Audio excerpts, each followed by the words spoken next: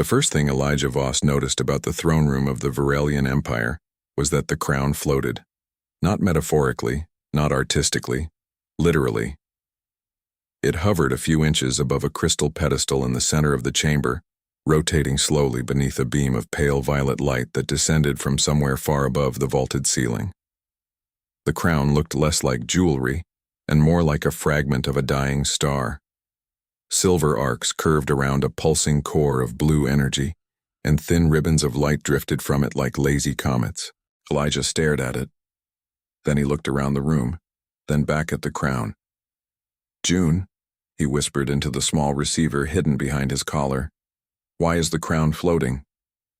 His AI assistant replied instantly, her voice calm and mildly judgmental. "Because it's an ancient Virellian relic capable of linking itself to the Empire's ruling bloodline," June said. "Also because aliens like dramatic entrances." "Good to know." Elijah shifted uncomfortably in his ceremonial diplomatic coat, which had at least 4 collars and absolutely no pockets. The Earth Cultural Council had insisted it looked dignified. Elijah privately believed it looked like someone had attempted to dress a curtain. The throne room stretched out before him like a cathedral designed by mathematicians. Pillars of translucent stone spiraled toward the ceiling. Lines of glowing symbols drifted through the air like silent snow, and lining both sides of the chamber stood the Virellian court.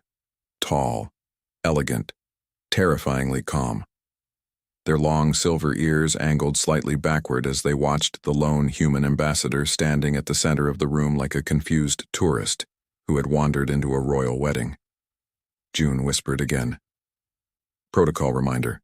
Do not approach the crown. Do not speak unless addressed. Do not touch the crown." Elijah finished quietly. "Yes." He nodded to himself. "Easy."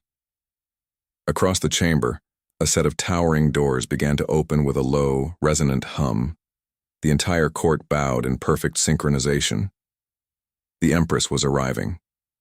Elijah straightened immediately. A figure stepped through the doors.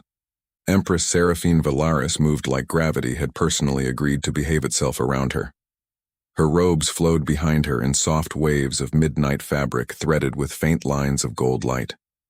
Her silver hair fell across her shoulders like liquid starlight, and her eyes, dark and steady, carried the quiet confidence of someone who had commanded entire star systems without raising her voice. She stopped several meters away from Elijah. The chamber fell completely silent. "Elijah Voss of Earth," she said. Her voice was calm, but it carried effortlessly through the enormous room. "You stand within the throne hall of the Virellian Empire." Elijah bowed carefully. "Thank you for having me," he said. A faint ripple of amusement moved through the court. June sighed in his ear. "You're supposed to say, 'I am honored by your presence,' not, 'Thanks for having me,' like you're visiting someone's apartment." Too late now. Seraphine studied him for a moment longer. "You traveled a great distance for this diplomatic exchange," she said. "Earth thought it was important," Elijah replied. "That remains to be determined." Behind him, the floating crown rotated slowly. Elijah tried not to look at it again. He failed immediately. It was mesmerizing. "June," he whispered again. "Hypothetically speaking, what happens if someone touches the crown?" "Hypothetically," June said. "Yes. Hypothetically," the AI replied, "that someone would trigger the binding of sovereignty." Elijah blinked. "That sounds serious." "It is." "How serious?" "The crown would permanently recognize the individual as connected to the imperial line." Elijah frowned. "Connected how?" June paused. "Maritally." Elijah almost choked. "Excuse me?" "Yes." "Like, married?" "Correct." Elijah stared at the crown again. "Good thing I'm not going to touch it." "Correct," June said. "You absolutely are not." At that exact moment, one of the hovering translation drones behind Elijah bumped lightly into his shoulder. Startled, he took half a step sideways. His hand lifted instinctively to catch his balance, and before anyone in the room could react, his fingers brushed the crown. The entire throne room exploded with light. Energy surged through the chamber in a wave of blue fire. The floating crown snapped downward, locking onto Elijah's head with a soft metallic click. For 3 very long seconds, no one moved. Then Empress Seraphine stared directly at him. Her voice was very calm. "Human," she said slowly. "Who told you to touch my crown?" For a moment that felt much longer than 3 seconds, Elijah Voss stood perfectly still with the Virellian imperial crown sitting firmly on his head. The throne room had gone so quiet that he could hear the faint hum of the energy core pulsing inside the crown. Every member of the alien court was staring at him. No one spoke. No one moved. Even the floating glyphs drifting through the air seemed to slow down as if the room itself had decided to hold its breath. Elijah blinked once, then very carefully raised a hand and touched the crown. It was warm. Not burning, but alive in a way that made the tiny hairs on the back of his neck stand up. "June," he whispered as quietly as possible. "Please tell me this is one of those ceremonial replicas." There was a brief pause in his earpiece. When the AI spoke again, her tone had changed from sarcastic to something closer to concerned.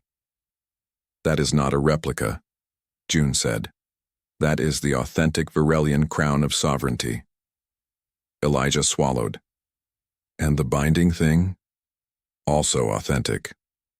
Somewhere on the left side of the chamber, one of the royal advisors made a small choking noise. The sound seemed to break whatever invisible spell had frozen the room. Suddenly, whispers erupted among the assembled nobles. Their elegant silver ears tilted forward and back as they spoke rapidly in their native language. The translation drones struggled to keep up, projecting overlapping fragments of phrases into the air. "Binding triggered. Impossible. The human touched it. Ancient law." Elijah looked toward the Empress.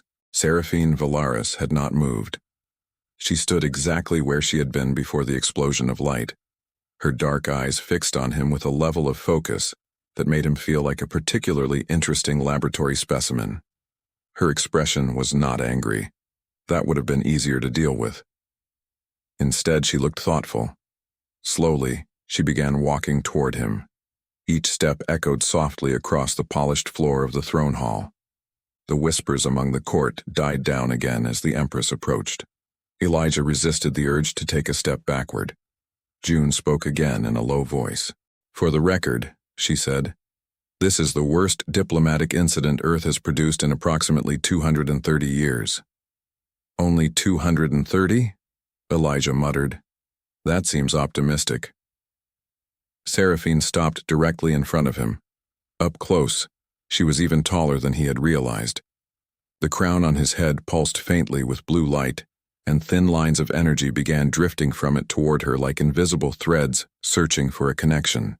The moment those threads touched the small circlet resting in her silver hair, they snapped into place with a sharp flash. A soft chime echoed through the chamber. Several nobles gasped. Elijah looked up nervously. "That didn't look good." June sighed. The bond just synchronized. Elijah felt his stomach drop.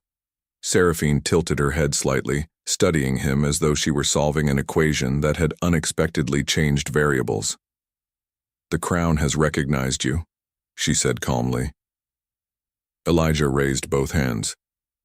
"Before we continue, I would like to clarify that this was an accident." One of the advisors behind her spoke sharply. "Intent is irrelevant under the crown binding." Seraphine lifted one hand and the advisor immediately fell silent. Her gaze never left Elijah. "Human," she said, "do you understand what has happened?" Elijah considered lying. Then he remembered that alien empresses probably had excellent hearing and extremely powerful legal systems. "Yes," he said slowly. "Apparently I accidentally proposed marriage to the ruler of a galactic empire." A few members of the court made distressed sounds. Seraphine did not react immediately. Instead, she looked up at the crown, then back at him. The faintest hint of amusement touched the corner of her mouth. "Yes," she said. "You did." The throne room of the Virellian Empire had witnessed wars declared, alliances forged, and entire star systems placed under imperial protection. It had never, in over 9,000 cycles of recorded history, witnessed a human accidentally marry the Empress. Yet here they were. Elijah Voss stood in the center of the chamber with the crown of sovereignty resting firmly on his head, while several dozen alien nobles stared at him like he had just rewritten the laws of physics out of boredom. Which, in a way, he had. He cleared his throat carefully. "So," Elijah said slowly, "just to make sure we're all working with the same information, this crown thing means we're married now?" The words echoed a little too loudly in the massive hall. A ripple of horrified whispers passed through the court. One elderly advisor looked like he might faint. June spoke quietly in Elijah's ear. "Yes," the AI confirmed. "Technically, ceremonially, and legally under Virellian imperial law." Elijah nodded once. "Great." Empress Seraphine studied him with calm curiosity.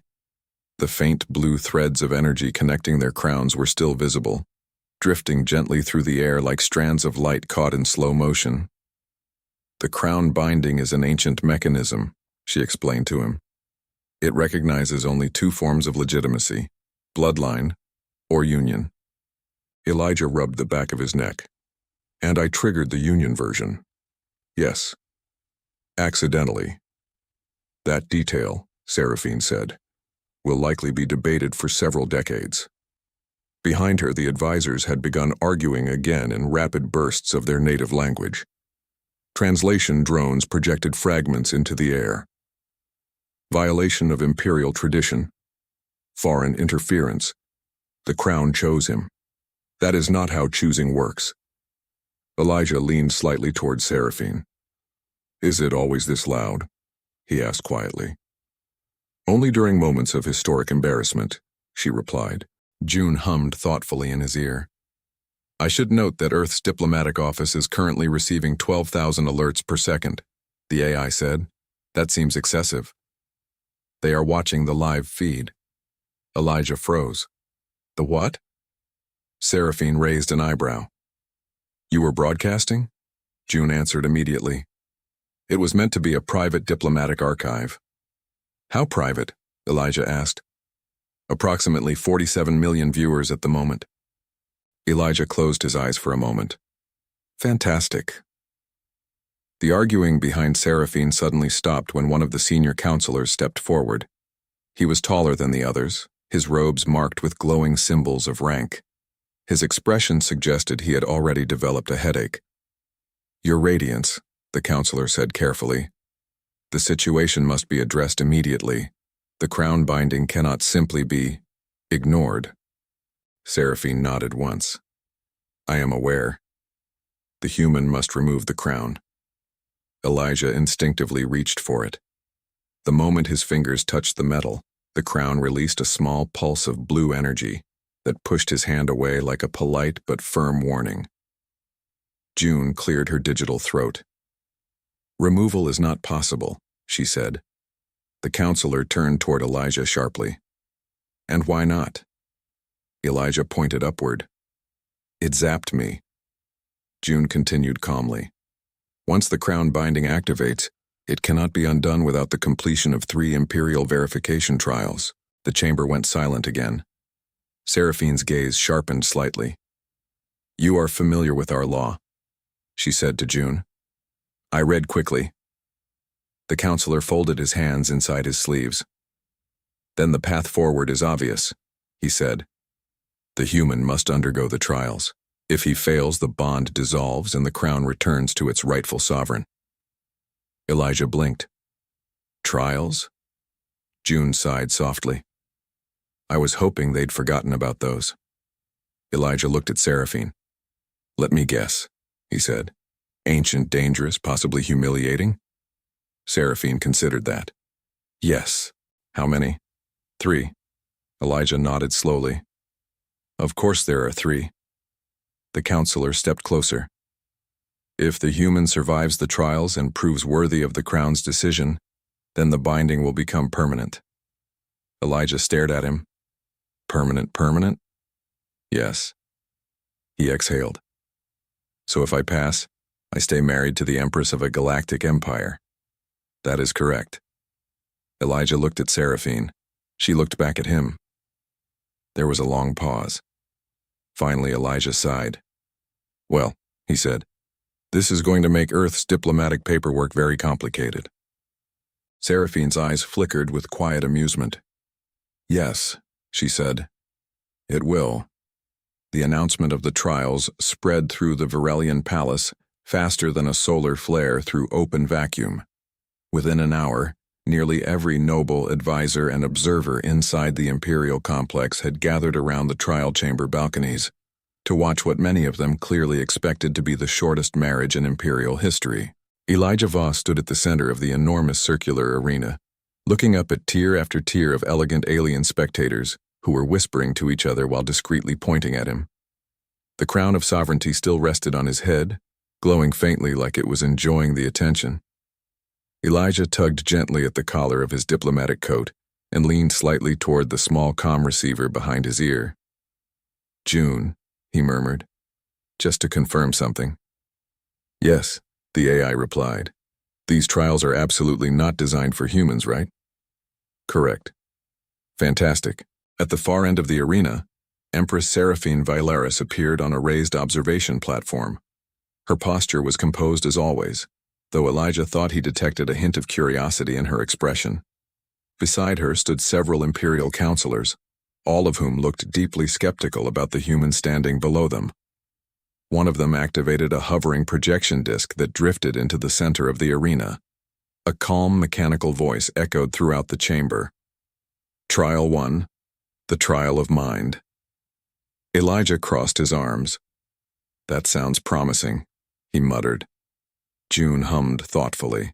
Historically, she said, this trial measures strategic intelligence and emotional logic. Emotional logic, Elijah repeated. Those two words rarely appear together in human history. The arena floor suddenly shifted beneath his feet. Segments of polished stone slid apart with precise mechanical movements, revealing a complex labyrinth of glowing pathways. Walls of translucent crystal rose upward, forming a maze that stretched across the entire arena. From above, it probably looked like a living puzzle. Elijah stared at it for a long moment. You've got to be kidding me. June's tone was sympathetic. The objective is simple. Reach the center. And the complicated part? The maze reacts to your thoughts. Elijah blinked. Of course it does. A bell chimed somewhere high in the chamber. The trial had begun. Elijah stepped into the labyrinth cautiously. The moment he crossed the threshold, the crystal walls around him shimmered and rearranged themselves with a low humming sound. A calm voice emerged from the maze itself, echoing softly through the glowing corridors. Why do you seek the crown? The voice asked. Elijah looked around. Technically, I didn't seek it, he said. I tripped. The maze did not respond immediately. Then the path ahead of him split into 3 glowing corridors. The voice asked another question. Why should a human stand beside an empress? Elijah scratched the back of his head. Well, probably because she needs someone who reminds her to eat lunch and not declare war before coffee. Above the arena, several members of the court exchanged confused glances. The maze pulsed again. One of the corridors brightened slightly. Elijah shrugged and followed it. As he walked deeper into the labyrinth, more questions echoed around him. What is power? The voice asked. Elijah thought for a moment. Power is being able to help someone and choosing to do it. The walls shimmered again. Another correct path opened. June spoke quietly in his ear. Your answers appear to be working. I'm improvising. That is both impressive and deeply concerning. Elijah turned another corner.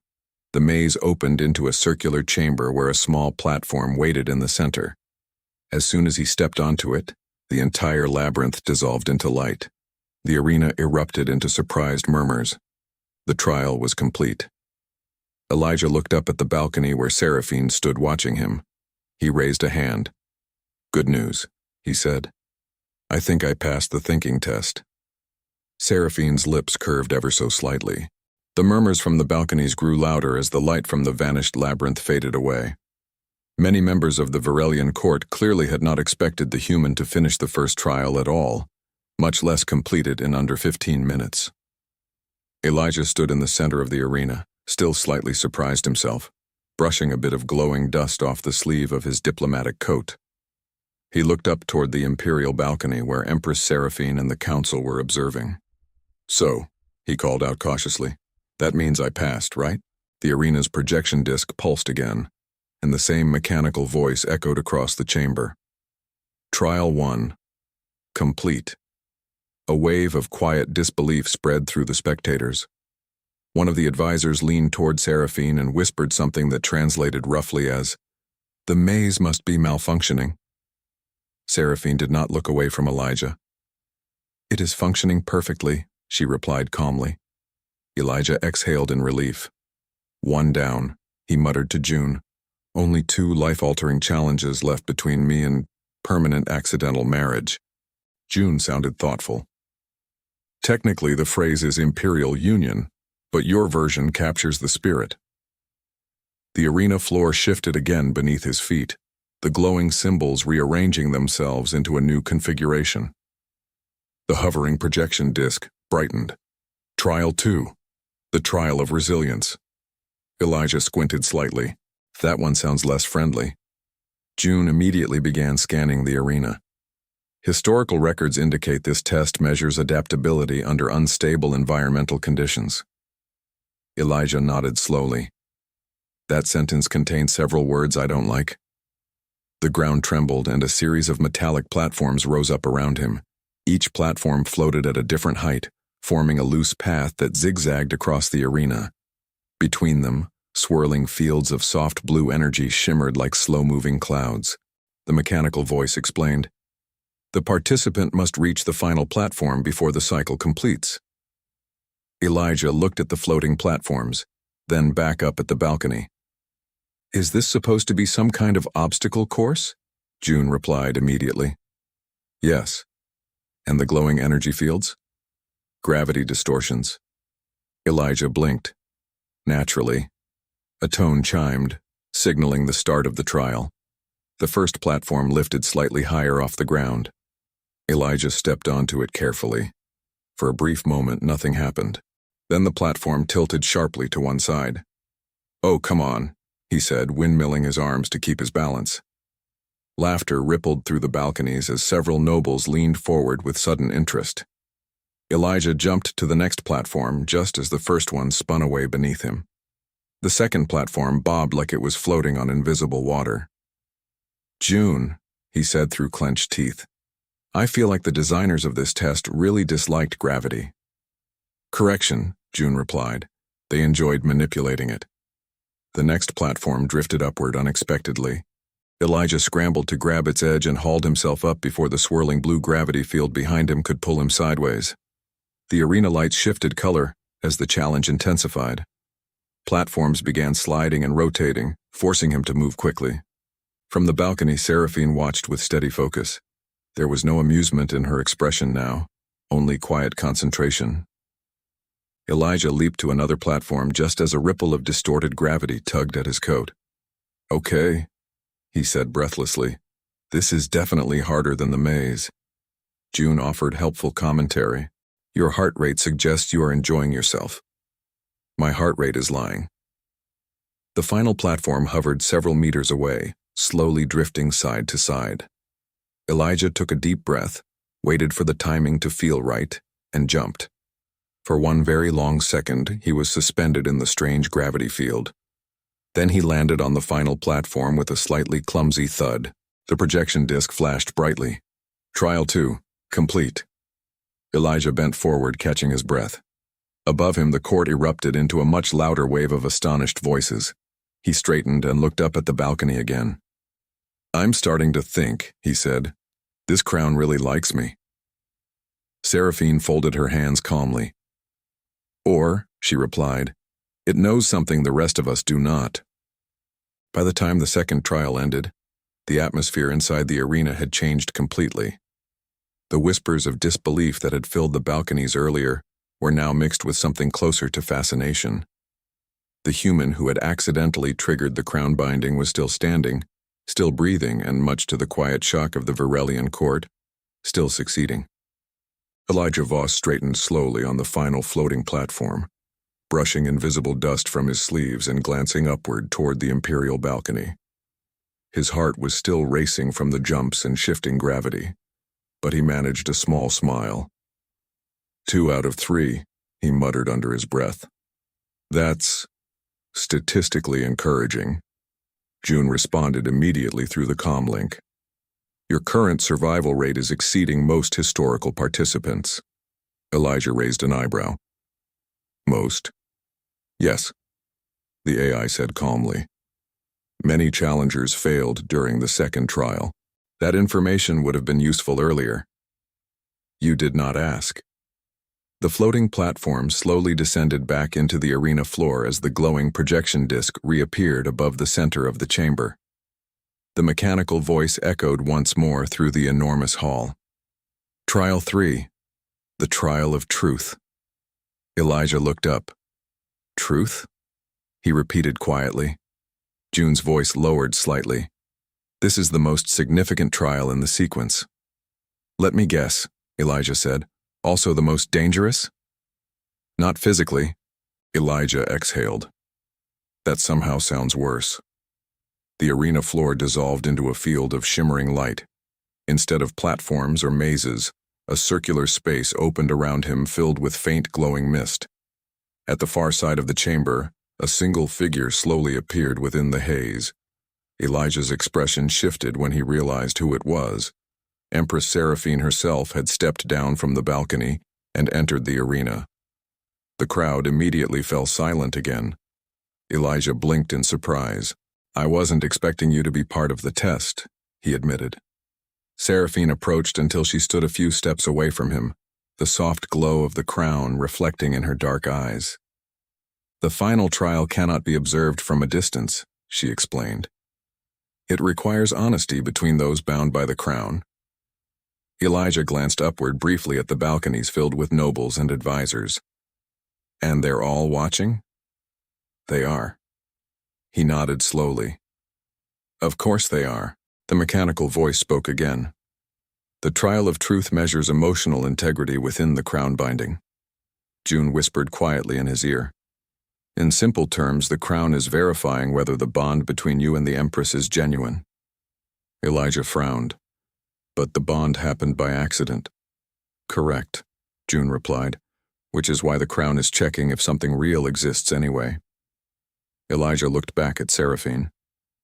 For the first time since entering the throne hall, the room felt less like a courtroom and more like an extremely awkward conversation happening in front of thousands of witnesses. The mist around them glowed faintly as the trial began. A calm voice filled the air again. Participant Elijah Voss, it said. Answer truthfully. Elijah folded his arms.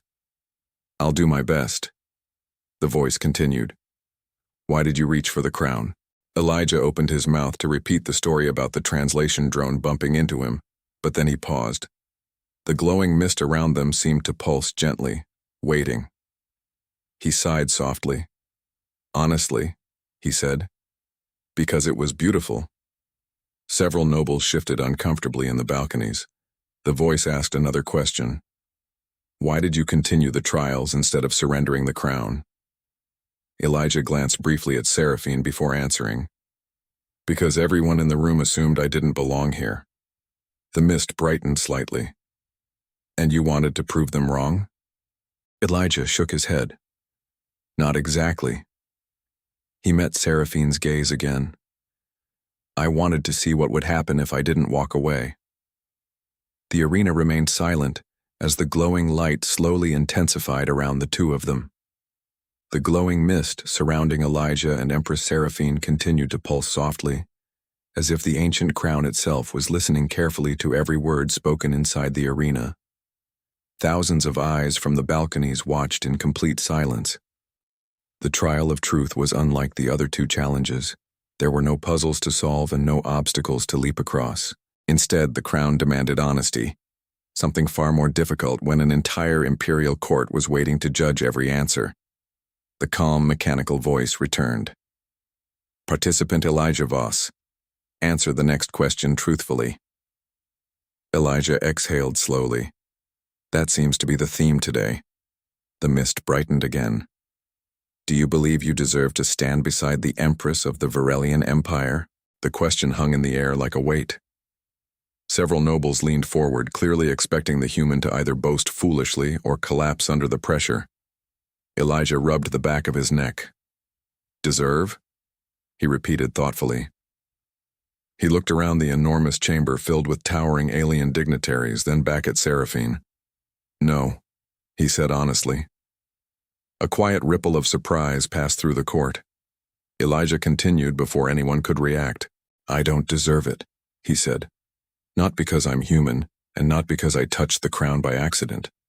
I don't deserve it because nobody earns something like that on their own. The glowing mist around them shifted gently. Elijah gestured lightly toward the balconies. Empires, alliances, peace between worlds. Those things happen when people decide to work together. If I'm standing here beside the Empress, it's not because I'm special. He paused. It's because she allowed it. Every eye in the arena slowly turned toward Seraphine. For the first time since the trials began, the Empress spoke without waiting for the ancient voice to prompt her. And why would I allow it? She asked quietly. Elijah gave a small, slightly nervous shrug. Because maybe the crown didn't make a mistake. The arena fell completely silent again. Seraphine studied him carefully, her expression unreadable for several seconds. The crown on Elijah's head pulsed with a brighter glow, and the thin lines of energy connecting it to the circlet resting in Seraphine's hair shimmered like strands of starlight. The ancient voice spoke once more. Final question. Elijah nodded slowly. Participant Elijah Voss, the voice said, if the crown binding becomes permanent, will you accept the responsibilities of imperial union? Elijah let out a long breath. Let me make sure I understand this, he said carefully. If I say yes, I stay bound to the Empress, deal with interstellar diplomacy, and probably confuse half the galaxy. That is correct. He looked up toward the balcony where the advisors waited nervously for his answer. Then he looked back at Seraphine. Her calm gaze met his, steady and patient. Elijah smiled faintly. Well, he said, Earth has always been good at confusing the galaxy.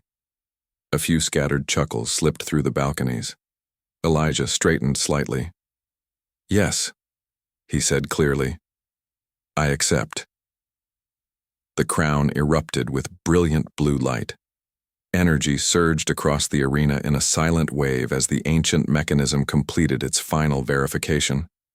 The glowing mist dissolved, replaced by a deep resonant chime that echoed through the entire palace. The projection disc flashed brightly above them. Trial 3, complete. For a moment no one moved. Then the mechanical voice delivered its final announcement. Crown binding confirmed. Imperial Union recognized. A stunned silence lasted exactly 3 seconds before the chamber erupted with voices. Nobles argued, advisors whispered urgently, and several observers simply stared in disbelief at the human who had just passed trials designed for the greatest figures in Virellian history. Elijah looked down at the glowing crown still resting comfortably on his head. Well, he muttered to June. That escalated quickly. June sounded unusually proud. You are now officially married to the Empress of a Galactic Empire. Elijah nodded thoughtfully. Earth's paperwork department is going to love this. Seraphine stepped a little closer to him, her expression calm but undeniably amused. You handled the trials well, she said. I tripped into the first one, Elijah replied.